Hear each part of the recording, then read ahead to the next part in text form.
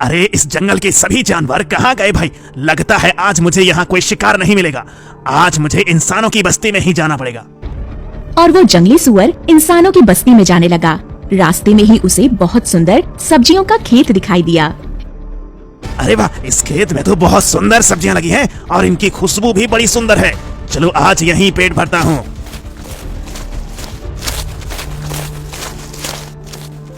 इनको खाने से ज्यादा तो इनको बर्बाद करने में मजा आ रहा है।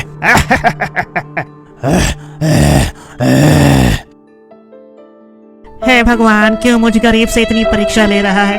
क्यों मुझ गरीब को इतना सता रहा है? हाय, मैं तो बर्बाद हो गया। इस सुअर ने तो पूरे खेत की सब्जी खराब कर दी। अरे कलवा, क्या हुआ बेटा? क्यों इतना परेशान हो और रो क्यों रहे हो? बता बेटा।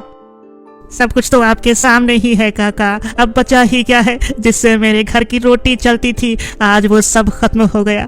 अब परिवार को पालने का कोई रास्ता नहीं है मेरे पास। अब तो भूखा ही मरना पड़ेगा।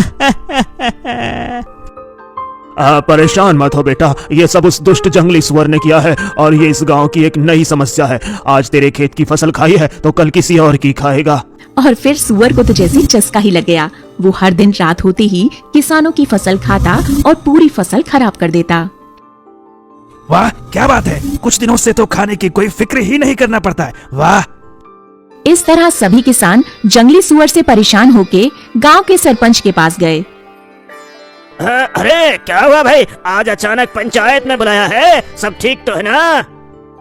कुछ भी ठीक नहीं है सरपंच जी, कुछ भी ठीक नहीं है। पूरे गांव वाले परेशान हैं उस दुष्ट जंगली सुअर से। प्रतिदिन किसी न किसी की फसल सब्जी खराब करता है, कुछ भी नहीं बचाता दुष्ट।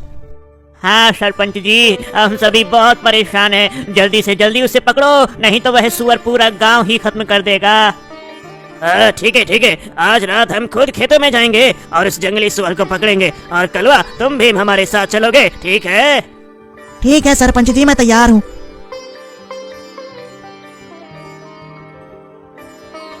फिर रात होते ही दोनों खेत में चारपाई बिछाकर बैठ जाते हैं और उस सुअर का इंतजार करने लगते हैं। अरे कलवा, ये सुअर तो अभी तक नहीं दिख रहा है। लगता है उसे पता चल गया है कि आज मैं यहाँ हूँ। डरता है मुझसे।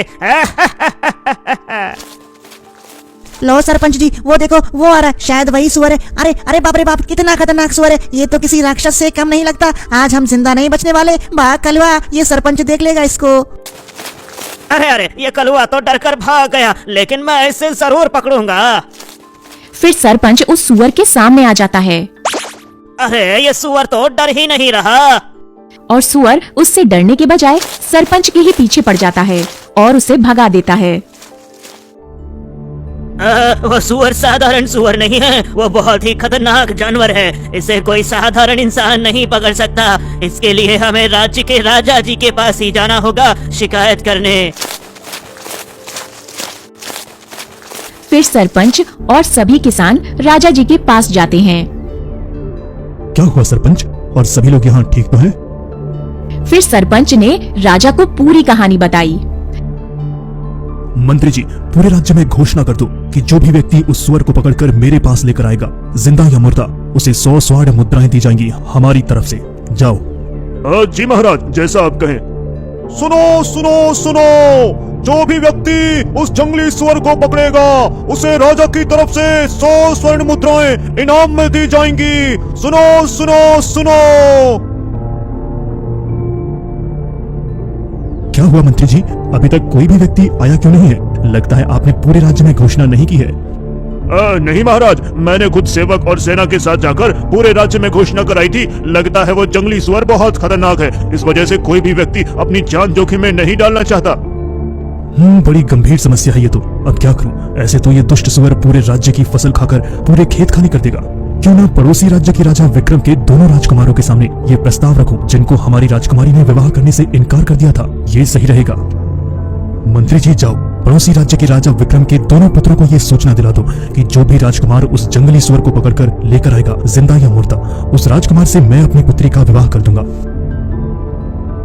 फिर सेनापति सेवक को दूसरे राज्य भेजता है और सेवक उन राजकुमारों को पूरी बात बताता है, जिनमें से बड़े भाई का नाम युगवीर और छोटे भाई का नाम राजवीर था। युगवीर बड़ा ही कपटी और शातिर था। वो बहुत ही दुष्ट स्वभाव का व्यक्ति था। वहीं राजवीर बहुत ही शांत और सीधा स्वभाव का व्यक्ति था। राजवीर, सुना तुमने? क्या ये सही है या मैंने कुछ गलत सुना? नहीं भैया, यही सही है जो आपने सुना है। अच्छा, तो अब मुझे कोई नहीं रोक सकता राजकुमारी रुक्मणी से विवाह करने को। मेरा तो बरसों का सपना पूरा होके ही रहेगा। अभी जाता हूँ राजा के पास और बोलता हूँ विवाह की तैयारी करें। और फिर युगवीर खुश होते ही राजा के राज्य चल देता है। वो बहुत ही ज्यादा खुश था। महाराज, आप जल्दी ही विवाह की तैयारी करें, क्योंकि मैं कुछ ही समय में उस जंगली सुअर को पकड़कर आपके सामने पेश करने वाला हूँ। इस बार तो राजकुमारी से मेरा विवाह होगा ही। हाँ युगवीर, मैं तैयार हूँ, तुम शर्त तो पूरी करो। फिर युगवीर जंगली सुअर को पकड़ने जंगल की तरफ जाने लगता है। वहीं दूसरी तरफ राजवीर सोच में पड़ जाता है। वो भी राजकुमारी से बहुत प्यार करता था। वो राजकुमारी के लिए कुछ भी कर सकता था। ये अच्छा मौका है मुझे अपने प्यार के लिए कुछ करने का, और ये अवसर मुझे नहीं गंवाना चाहिए। ऐसा सोचते ही राजवीर अपनी माँ के पास जाता है और अपनी माँ को पूरी बात बताता है। ठीक है बेटा, अगर यही शर्त है तो ठीक है। जा, उनकी शर्त को पूरा कर और जल्द से जल्द मेरी बहू को मेरे घर लेकर आ। लेकिन ध्यान से, जंगली सुअर बहुत ही खतरनाक होते हैं। और ये ले, ये तलवार बहुत ताकतवर तलवार है। ये इससे ही उसे मारा जा सकता है। आपका आशीर्वाद मेरे साथ है तो मुझे कुछ नहीं हो सकता माँ। अब मुझे इजाजत दो कि मैं शर्त पूरी करके ही वापस आऊँ। और फिर राजवीर उस जानवर की खोज में जंगल की तरफ निकल पड़ता है। हाँ, कितनी तेज धूप है। मैं कुछ समय के लिए यहीं पेड़ के नीचे आराम कर लेता हूँ, फिर आगे जाता हूँ। हाँ, यही सही रहेगा। ये दुष्ट जानवर है कहाँ? सेवक ने तो यही गुफा के बारे में बताया था, लेकिन यहाँ तो कुछ भी नहीं दिख रहा है। लगता है इसके अंदर जाना पड़ेगा। और फिर राजकुमार गुफा के अंदर जाने लगता है और वो जाते ही देखता है कि वो खूंखार जानवर इंसान का मांस खा रहा था। हे दुष्ट जानवर, बहुत हुआ तेरा खेल। अब तुझे मुझसे कोई नहीं बचा सकता। अब तो तू गया। नादान बालक, लगता है कि तूने मेरे बारे में अच्छे से सुना नहीं है। कोई बात नहीं, मैं खुद ही बता देता हूँ और मेरे खाने का भी इंतजाम हो जाएगा। इतना बोलते ही सुअर राजवीर के पास आने लगा। जैसे ही उसने राजवीर पर हमला किया, वैसे ही राजवीर ने अपनी तलवार से उस सुअर को मार दिया। अब मैं इसे राजा के पास लेकर जाता हूँ। और फिर राजकुमार उसे लेकर राजमहल के लिए निकलता है। और कुछ दूर चलते ही अरे ये क्या, भैया तो यहाँ आराम कर रहे हैं। लगता है बहुत थक गए हैं। मैं जाकर उन्हें उठाता हूँ, फिर दोनों साथ महल जाएंगे। ये क्या, इसने तो मुझसे पहले ही जानवर को मार दिया। नहीं, ये नहीं हो सकता। राजवीर, तुम बहुत थक गए होगे। एक काम करो, तुम भी थोड़ा आराम कर लो, जब तक मैं कुछ खाने को लेकर आता हूँ। बहुत भूख लगी है। ठीक है भैया। फिर युगवीर कुछ सोचते हुए खाने को लेने जाने लगता है। अरे वाह, ये जड़ी बूटी का पेड़, क्या बात है। इससे तो इंसान की सांसें बंद हो जाती हैं और वह मर जाता है। लेकिन ये मैं उसे खिलाऊंगा कैसे? तभी उसे संतरे का एक पेड़ दिखाई देता है। फिर वो कुछ संतरे तोड़ता है और उनमें वो जहरीली जड़ी बूटी लगा देता है। वहीं पास में बैठा बत्तख ये सब देख रहा होता है। अरे अरे, ये दुष्ट राजकुमार अपने ही भाई को मारने का सोच रहा है। हे भगवान, कितना पापी इंसान है ये। मैं इसके भाई को जाकर साफ बता देता हूँ, नहीं तो बेचारा बेमौत मारा जाएगा। फिर वो बत्तख राजवीर को ढूंढने निकल पड़ता है। लगता है यही उस कपटी का भाई है। इसे मैं सब कुछ बता देता हूँ। फिर वो बत्तख राजवीर को सब बता देता है कि कैसे उसका भाई उसे मारने की पूरी तैयारी कर चुका है।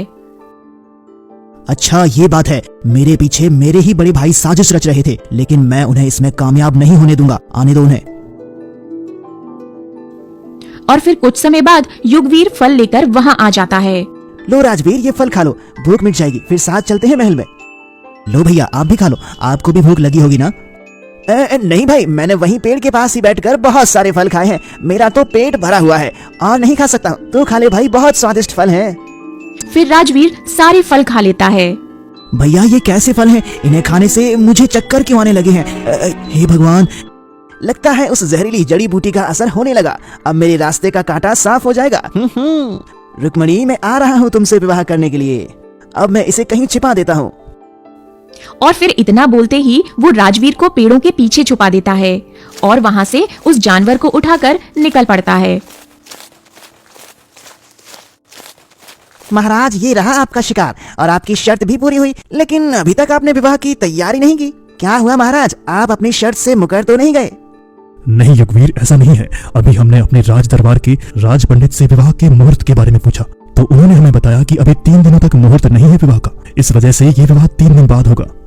ठीक है महाराज, मुझे कोई ऐतराज नहीं है। मैं चौथे दिन आता हूँ राजकुमारी से विवाह करने। अभी मैं जा रहा हूँ। हे भगवान, इस दुष्ट से मैं अपनी पुत्री का विवाह कैसे करा दूं? नहीं, मैं ऐसा नहीं होने दूंगा। कुछ तो करना पड़ेगा इसका। सेनापति, हम इस दुष्ट राजकुमार से अपनी पुत्री का विवाह नहीं कर सकते। इस दुष्ट युगवीर को रास्ते में ही मौत के घाट उतार दो। जिंदा नहीं बचना चाहिए। ना रहेगा बांस, ना बजेगी बांसुरी। लेकिन अब महाराज, ये तो गलत है। आपने ही शर्त रखी थी और अपनी शर्त से मुकरना एक राजा को शोभा नहीं देता। सेनापति, हम जानते हैं, लेकिन हम अपनी पुत्री के साथ गलत नहीं कर सकते। हमारी आज्ञा का पालन किया जाए। ठीक है महाराज, जैसा आप कहे। और फिर सेनापति अपनी कुछ सेना को लेकर युगवीर के पीछे जाने लगा।